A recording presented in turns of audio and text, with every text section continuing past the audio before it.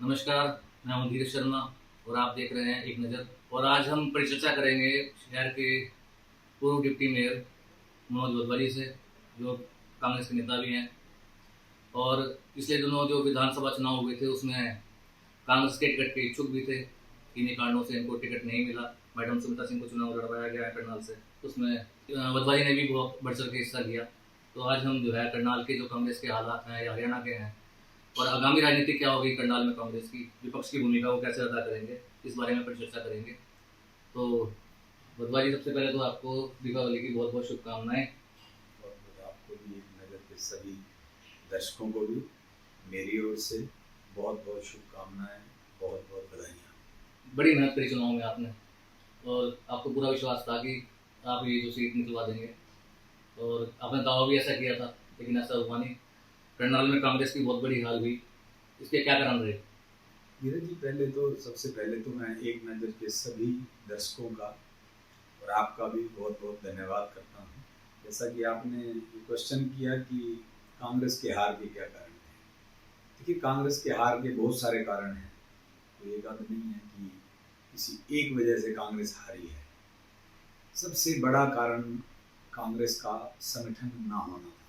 Congress party चुनाव तो लड़ रही थी, लेकिन कहीं ना कहीं वो ये भूल गए कि हम हिंदुस्तान की सबसे बड़ी पार्टी, जिनका लेकर पन्ना प्रमुख तक का संगठन है उनका, उसके सामने चुनाव लड़ रहे हैं। ताकि हमारे कांग्रेस के सभी कार्यकर्ताओं ने, पदाधिकारियों ने, नेताओं ने पूरा जोर, जितना वो जोर लगा सकते थे चुनाव को जीतने के लिए, उतना लगाया। लेकिन उसके बावजूद भी कहीं ना कहीं संगठन की कमी कांग्रेस पार्टी को खली, जिसकी वजह से चुनाव में ये भी एक कारण था हारने का। उसके बाद जो चुनाव हुआ, चुनाव का जो एक बना कि जाट नॉन जाट का चुनाव बना दिया गया, जबकि कांग्रेस पार्टी 36 बिरादरी को साथ लेकर चुनाव लड़ रही थी। लेकिन सामने बीजेपी पार्टी ने पूरे समाज को, पूरे 36 बिरादरियों को एक बनाम 35 का चुनाव करके खड़ा कर दिया। और उसके अलावा कहीं ना कहीं जो लोगों का कहना है, टिकट वितरण में भी कहीं ना कहीं थोड़ी बहुत खामियां रही, जिसकी वजह से कांग्रेस पार्टी की सरकार आते आते रह गई। तो आपको क्या लगता है कि जितने भी कांग्रेस के नेता करनाल के थे, सबने अपना पूरा जोर लगाया, कोई वितरघात नहीं हुआ यहाँ पे? नहीं, देखिए, अपनी तौर पे तो सब, मेरे हिसाब से तो सभी नेता जिनकी जो जो ड्यूटियां लगी थी, या उन्होंने अपनी तरफ से जो स्वैच्छिक रूप से कांग्रेस पार्टी के कार्यकर्ता के रूप में कार्य किया, तो देखिए थोड़ा बहुत तो होता है, हर पार्टी में होता है। वो तो मान लिया बीजेपी की तरफ से टिकट मिला, उसमें भी दिक्कत थी लोगों को, लेकिन उसके बाद में सभी एकजुट हो ही गए थे वो भी, जिसका नतीजा आपके सामने है। इसी प्रकार से कांग्रेस के लोग एकजुट हो ही गए थे। हो सकता है कि एक आध आदमी इधर उधर हो, बाकी एक आदमी की बात नहीं। जैसे सरदार त्रिलोचन सिंह, जिन्होंने पहले पूर्व मुख्यमंत्री मनोहर लाल जी के खिलाफ भी चुनाव लड़ा, नयाब सिंह सैनी के खिलाफ भी चुनाव लड़ा, लोग चुनाव में लड़े हैं। उसके बावजूद जब इलेक्शन के बाद उनका दर्द बाहर आया, उन्होंने कहा कि भाई मुझे 54,000 वोट मिल गए थे, जिसमें ये कहा गया था कि जो त्रिलोचन सिंह है बड़ा कमजोर कैंडिडेट है। अब इतने एमसी वापसी आ गए, इतने लोग पार्टी में शामिल हो गए और इतना जो है भारी धन बल का प्रयोग किया गया, उसके बावजूद भी जो है सिर्फ कांग्रेस 2,000 वोट फालतू लेने में सक्षम हो पाई बंगाल के अंदर। तो ये क्या इसमें सच्चाई है? आपको क्या लगता है, ये क्या गुटबाजी है? मैं तो मानता हूँ कि ठीक है कि त्रिलोचन जी ने, जो भी, मैंने वैसे बयान सुने तो नहीं है, लेकिन यही माउथ पब्लिसिटी से हम अभी पता लगा है कि उन्होंने मतलब नेगेटिव थोड़ा बोला है। लेकिन चुनाव के अंदर तो वो भी साथ थे हमारे, ऐसा नहीं है कि वो साथ नहीं थे। लेकिन हो सकता है कि अब देखिए अंदर की भावना किसकी क्या रही है, ये तो उनका व्यक्तिगत वो था। मेरे हिसाब से मेरा ये मानना है कि त्रिलोचन जी ने भी अपना काम किया है, और सुनीता मैडम ने भी आपके सामने हर चैनल पे ये बयान दिया है कि मेरा मेरा सभी ने साथ दिया है। बाकी रही बात पैसा है, धन बल की, धन बल हमारी तरफ से तो कोई धन बल का इस्तेमाल हुआ ही नहीं है। जो भी धन बल का इस्तेमाल हुआ है वो बीजेपी पार्टी की तरफ से हुआ है। अगर कोई प्रशासन का सहयोग लिया गया वो भी उसी ने लिया है। सरकारी तंत्र का दुरुपयोग करने की बात है तो वो भी उसी ने किया। हमारी तो सरकार ही नहीं थी, हमारे ऊपर कैसे लांछन लग सकता है? और कोई बताए कोई एक भी वाक्य ऐसा घटा हो, एक भी कोई घटना ऐसी घटित हुई हो जिसमें कि हमारी कांग्रेस पार्टी के ऊपर कोई लांछन लगा हो कि इन्होंने पैसे का प्रयोग किया या इन्होंने कोई गलत तरीके से चुनाव लड़ा हो। हमारी तरफ से, हमारे कैंडिडेट की तरफ से भी कोई ऐसा बयान नहीं आया, ना हमने, हमारी में से किसी ने बयान दिया कि भाई जिससे कि भाई चुनाव के ऊपर फर्क पड़ा। अभी आपने कहा कि भारतीय जनता पार्टी ने जो है चुनाव को जाट नौजाट कर दिया। अगर मैं ये कहूँ कि भारतीय जनता पार्टी ने नहीं किया, कांग्रेस ने किया, तो फिर आपका इस बारे में क्या कहना है? नहीं चलो खैर, वो तो अब देखिए हर बंदे की, हर व्यक्ति की अपनी अपनी एक सोच है। जब बात ये हुई कि हुड्डा सरकार आएगी, कांग्रेस सरकार की तो बात किसने की? नहीं, ये प्रचार जो किया गया 90 में से 72 टिकटें जो है हुड्डा साहब के कहने से दी गई। नहीं, हुड्डा साहब ने अपने मुंह से तो कभी भी नहीं कहा, एक बार भी नहीं कहा, ना किसी भी कांग्रेस के कार्यकर्ता ने ये नहीं बोला, क्योंकि हमारी पार्टी, हमारा उच्च कमान, हाई कमान, उन्होंने एक बार भी ये नहीं कहा कि हम इस चेहरे के ऊपर चुनाव लड़ने जा रहे हैं। ये भी एक सोची समझी साजिश थी बीजेपी की। उन्होंने जानबूझ के हुड्डा कांग्रेस या हुड्डा सरकार का उन्होंने नारे लगाए हैं। इन्होंने हमारी तरफ से तो किसी भी या किसी कार्यकर्ता ने कह दिया हो, मैं उसके लिए मतलब कुछ व्यक्तिगत तौर पे कोई भी किसी की भावना को हम नहीं कह सकते। कोई मान लिया मेरी चाहत है कि भाई मुख्यमंत्री हुड्डा साहब बनने चाहिए या मुख्यमंत्री शैलजा जी बनने चाहिए, उससे ये तो नहीं हो जाता ना कि वो पार्टी का निर्णय हो गया।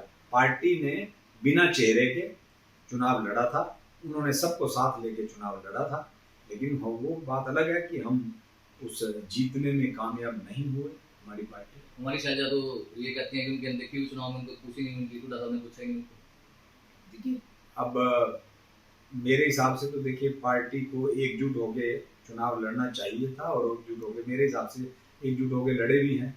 फिर भी किसी की अगर कोई रह गई है डिफरेंसेस तो उसमें मैं उनका व्यक्तिगत कांग्रेस में हो सकता है। चुनाव के बाद भी और उससे पहले भी गुटबाजी की बातें होती हैं, कांग्रेस में गुटबाजी है, या आप भी किसी गुट से हो?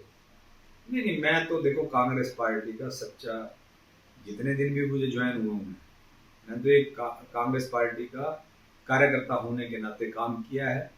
आपने अभी कहा कि मैं भी टिकट की दौड़ में था, इसमें कोई दो राय नहीं है। मैं भी टिकट चुनाव लड़ने का इच्छुक था, टिकट भी मांगी थी, लेकिन पार्टी को जो ठीक लगा उन्होंने बहन सुनीता जी को टिकट दिया, और हम एक सच्चे सिपाही होने के नाते हमने पूरे जोर शोर से चुनाव के लिए लड़ा। ठीक है, हम जीत नहीं पाए, लेकिन फिर 56,000 56,500 वोट हमने लिए हैं। अब बदवा जी की जो आगामी रणनीति है वो विपक्ष की भूमिका कैसे अदा करेंगे, तो उसके बारे में कुछ बताएं। क्योंकि हमने तो लगभग 20 साल में से 4 साल लगातार, 20 साल में 4 साल बीजेपी में रहा, 4 साढ़े 4 साल, लेकिन उसमें भी स्थिति ऐसी थी कि कोई सत्ता पक्ष वाली तो बात थी ही नहीं मेरी। मतलब लगभग 20 साल से हम तो जनता की आवाज़ को उठाने का काम कर रहे हैं। 5 साल जब डिप्टी मेयर रहा, तब डिप्टी मेयर होने के नाते जो मुझसे मैक्सिमम बन पड़ा, अगर मेरी अधिकार क्षेत्र में जो भी पावर्स आती थी, मैंने उससे ज़्यादा इस्तेमाल करके लोगों के काम किए हैं। और इसका नतीजा यही था कि जब 18 के अंदर मैं मेयर का चुनाव लड़ा, तो मेरी धर्मपत्नी आशा वधवा जी ने चुनाव लड़ा, तो करनाल के लोगों ने बहुत भारी आशीर्वाद दिया, और लगभग 61,500 वोट उन्होंने, करनाल के लोगों ने हमें दिए। वो चलो चुनाव थोड़े से वोटों से हार गए, क्योंकि वो चुनाव कोई एक व्यक्ति विशेष के खिलाफ नहीं था, वो तो पूरी सरकार, हरियाणा सरकार हमारे खिलाफ चुनाव लड़ रही थी। चाहे वो तो मुख्यमंत्री 6-7 दिन तो लगातार मुख्यमंत्री खुद मैदान में थे। वो आपको भी पता है, पूरे करनाल को पता है कि चुनाव मनोज वर्सेस हरियाणा, आशा वधवा वर्सेस हरियाणा सरकार था। अब 2 या 3 महीने बाद मेयर चुनाव होने हैं, तो पिछली बार भी आपने, जैसे आपने बताया कि चुनाव में आपने भाग लिया था, आपकी धर्मपत्नी आशा वधवा जी ने, तो अब क्या आपकी प्लानिंग है कि आप अगला जो चुनाव आने वाला है मेरे तो उसमें आप एक प्रार्थी हैं क्या चुनाव देखिए, अब हमारी कांग्रेस पार्टी अगर चुनाव लड़ने के लिए कहेगी तो उसके बारे में सोचा जाएगा, क्योंकि पहले मैं आज़ाद था, इंडिपेंडेंट चुनाव लड़ा था, तो डिसीजन मेरे को अकेले को खुद को लेना था। लेकिन अब मैं एक पार्टी का कार्यकर्ता होने के नाते, कांग्रेस पार्टी के कार्यकर्ता होने के नाते, अगर पार्टी टिकट जिसको भी देगी उसके लिए चुनाव आपकी दावेदारी है, मतलब दावेदारी करेंगे आप टिकट की? देखिए, अगर पार्टी कहेगी तो सोचा जा सकता है, बाकी अभी तो कोई ऐसा विचार है नहीं, लेकिन अगर पार्टी कहेगी तो सोचो। चलो वो वाली बात। चलो आपने हमारे बहुत सारे सवालों का जवाब दिया। इंटरव्यू को ज़्यादा लंबा नहीं करते, अपनी बात को यहीं खत्म करते हैं। और आपने ये पूरा इंटरव्यू देखा है और आपकी इस बारे में क्या राय है, और आने वाली राजनीति जो हरियाणा कांग्रेस की है, खासकर करनाल कांग्रेस की है, वो किस दिशा में जा रही है, आप अपनी राय, अपनी प्रतिक्रिया कमेंट के रूप में जरूर करें। धन्यवाद।